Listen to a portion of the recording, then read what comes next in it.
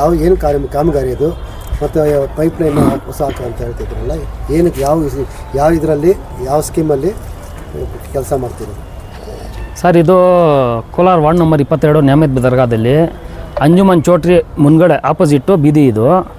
ಈ ಬೀದಿನಲ್ಲಿ ಸುಮಾರು ದಿವಸದಿಂದ ನಾನು ಕೌನ್ಸಿಲರ್, ನಮ್ಮ ಮನೆಯಲ್ಲಿ ಕೌನ್ಸಿಲರ್ ಆದಮೇಲೆ ಸುಮಾರು ಈ ಬೀದಿಗೆ ನೀರಿಗೆ ಏನೂ ತೊಂದರೆ ಇದ್ದಿಲ್ಲ. ನಾನು ಬಂದಮೇಲೆ ಅದಕ್ಕೆ ಮುಂಚೆ ತೊಂದರೆ ಇತ್ತು. ನೀರು ಪ್ರಾಬ್ಲಮ್ಮು, ಇದು ಗಲೀಜು ನೀರು ಹೋಗ್ತಾಯಿತ್ತು ಎಲ್ಲ ಮನೆಗಳಿಗೆ. ಸುಮಾರು ಅಲ್ಲಿ ಒಂದು 2-3 ಕಡೆ ಪೈಪನ್ನು ಡ್ಯಾಮೇಜ್ ಆಗಿತ್ತು. ಆ UGD ಚೇಂಬರ್ದು ಮಿಕ್ಸ್ ಆಗಿ ಎಲ್ಲ ಮನೆಗಳಿಗೆ ಗಲೀಜು ನೀರು ಹೋಗ್ತಾಯಿತ್ತು. ಅದು ಸುಮಾರು ನಮ್ಮ ವೋಟರ್ಸ್ ಕಂಪ್ಲೇಂಟು ಹೇಳಿದ್ರು, ಈ ಥರ ಗಲೀಜು ನೀರು ಬರ್ತಾಯಿದೆ. ತೊಟ್ಟಿನಲ್ಲಿ ಬಂದುಬಿಟ್ರೆ ಪಾಪ ಯಾರಿಗಾನ ಬಿಟ್ಟು ಕ್ಲೀನ್ ಮಾಡಿಸ್ಬೇಕು. ಅದು ಸುಮಾರು ಸತಿ ಆಗಿದೆ, ಏನಾದರೂ ನೀವು ಅನುಕೂಲ ಮಾಡಿಕೊಡಿ ಅಂತ ಹೇಳಿದ್ರು ನನಗೆ. ಅದು ನಾನು ನಮ್ಮ ಸಿಟಿ ಬ್ಲಾಕ್ ಪರ್ಸೆಂಟ್ ಅಪ್ಸರಣ, ಶಫಿ ಅಣ್ಣ, ಏಜಾಜು ಎಲ್ಲ ನಾವು ಒಂದು ಕಡೆ ಕೂತ್ಕೊಂಡು, ಅಣ್ಣ ಈ ಥರ ಪೈಪ್ಲೈನ್ ಕೆಲಸ ಆಗಬೇಕು, ನಮ್ಮ ಶಾಸಕರಿಗೆ ಹೇಳಿ ಸ್ವಲ್ಪ ಏನಾದರೂ ಅನುದಾನ ಹಾಕ್ಸ್ಕೊಂಡು ನಾನು ಪೈಪ್ಲೈನ್, ಯಾಕಂದರೆ ರೋಡು ಆಗಿದೆ. ಇದು ರೋಡ್ ಹಾಕೋಕ್ಕೆ ಮುಂಚೆ ಪೈಪ್ಲೈನ್ ಮಾಡಿಸ್ಕೊಂಡ್ರೆ ರೋಡ್ ಆದಮೇಲೆ ತಿರ್ಗಾ ಮತ್ತೆ ಅಗಿಯೋಕ್ಕಾಗಲ್ಲ. ಅದ್ರಿಗೆ ನನಗೆ ಶಾಸಕರಿಗೆ ಹತ್ರ ಹೇಳಿ ನಾನು ಸ್ವಲ್ಪ ಪೈಪ್ಲೈನ್ ಕೆಲಸ ಮಾಡಿಸ್ಕೊಳ್ಬೇಕಂತ ಹೇಳಿ ಶಾಸಕರಿಗೆ, ನಮ್ಮ ಜನಪ್ರಿಯ ಶಾಸಕರು ಕೊತ್ತೂರ್ಜಿ ಮಂಜುನಾಥ್ ಸಾಹೇಬ್ರ ಹತ್ರ ಹೋಗಿ ನಾನು ಹೇಳಿದೆ, ಅಣ್ಣ ಈ ಥರ ಗಲೀಜು ನೀರು ಬರ್ತಾಯಿದೆ, ನನಗೆ ಪೈಪ್ಲೈನ್ ಸ್ವಲ್ಪ ತೊಂದರೆ ಇದೆ, ಒಂದು 2-3 ಬೀದಿನಲ್ಲಿ ಸ್ವಲ್ಪ ಪೈಪ್ಲೈನ್ ನಮಗೆ ಮಾಡಿಕೊಡ್ರಿಸ್ಬೇಕಣ್ಣ ಅಂತ. ರಫಿ ಭಾಯ್ ನಿನ್ಗೆ ಎಷ್ಟು ಬೇಕೋ ಅಷ್ಟು ಮಾಡಿಸ್ಕೋಗ ಅಂತ ನಮ್ಮ ಶಾಸಕರು ಹೇಳಿದ್ರು.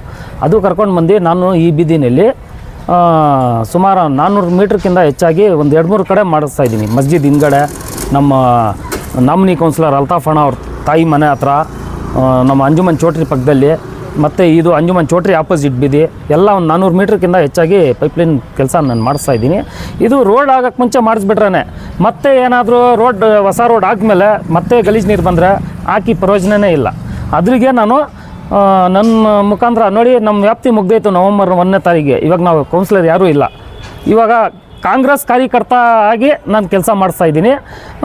ಬಟ್ ನನ್ನ ವಾರ್ಡಲ್ಲಿ ಜನಗೆ ಏನಾದರೂ ತೊಂದರೆ ಇರಲಿ, 24/7 ಜನ ಮುಂದ್ಗಡೆ ಇದ್ದೀನಿ. ಅವ್ರು ಏನಾದರೂ ನನಗೆ ಕೆಲಸ ಹೇಳಿ ನನಗೆ ಮಾಡಿಕೊಡ್ತಾಯಿದ್ದೀನಿ. ಇದೂ ಅಷ್ಟೇ, ಇವಾಗ ಜನ ತೊಂದರೆ ಆಗ್ತಾಯಿತ್ತು, ಗಲೀಜು ನೀರು ಬರ್ತಾಯಿತ್ತು, ಫಸ್ಟು ಪೈಪ್ಲೈನ್ ಕೆಲಸ ಮಾಡಿಸ್ಬೇಡಣ ಅಂತ ಹೇಳಿ ಇದು ಮಾಡಿಸ್ತಾಯಿದ್ದೀನಿ. ಇದು ಆದಮೇಲೆ ಮತ್ತೆ ಸಿಮೆಂಟ್ ರೋಡೂ ಸ್ಯಾಂಕ್ಷನ್ ಮಾಡಿಸ್ತಾಯಿದ್ದೀನಿ, ಅದು ಹಾಕ್ತೀನಿ.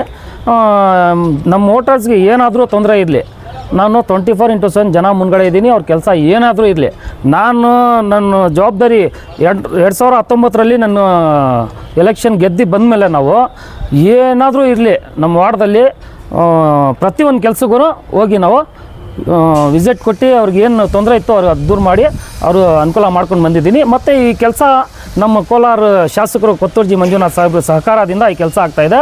ನಮಗೆ ಒಳ್ಳೆ MLA ಅವ್ರು ಸಿಕ್ಕಿದ್ದಾರೆ, ಒಳ್ಳೆ ಕೆಲಸ ಮಾಡಿಕೊಡ್ತಾ ಇದ್ದಾರೆ. ಮುಂದಿನ ದಿವಸದಲ್ಲಿ ನಮ್ಮ ಶಾಸಕರಿಗೆ ಮೇಲೆ ನಂಬಿಕೆನೂ ಇದೆ.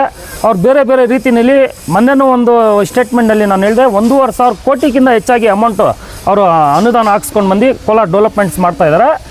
ಒಳ್ಳೆ ಡೆವಲಪ್ಮೆಂಟ್ಸ್ ಆಗ್ತಾಯಿದೆ ಕೋಲಾರ. ನಮಗೆ ಕೋಲಾರದಲ್ಲಿ ಒಳ್ಳೆ ಶಾಸಕರು ಸಿಕ್ಕಿದ್ದಾರೆ. ಇಂಥ ಶಾಸಕರು ಸುಮಾರು ಜನ ಬಂದು ಹೋದ್ರು, ಬಟ್ ಈ ಥರ ಕೆಲಸ ಮಾಡೋರು ಶಾಸಕರು ನಮಗೆ ಸಿಕ್ಕಿಲ್ಲ. ಒಳ್ಳೆ ಶಾಸಕರು, ಒಳ್ಳೆ MLA ಸಿಕ್ಕಿದ್ದಾರೆ. ನಾವು ಒಳ್ಳೆ ಕೆಲಸ ಮಾಡಿಸ್ಕೊಂಡು ಹೋಗ್ತಾಯಿದ್ರಿ. ನೋಡಿ, ನಮ್ಮ ವ್ಯಾಪ್ತಿ ಮುಗ್ದದ್ರೂ ನಮ್ಮ ಕೆಲಸ ಮಾಡಿಕೊಡ್ತಾಯಿದ್ದಾರೆ. ಒಳ್ಳೆ ರೀತಿಯಲ್ಲಿ ನಾವು ಕೆಲಸ ಮಾಡಿಸ್ಕೊಳ್ತಾ ಇದ್ದೀರಿ.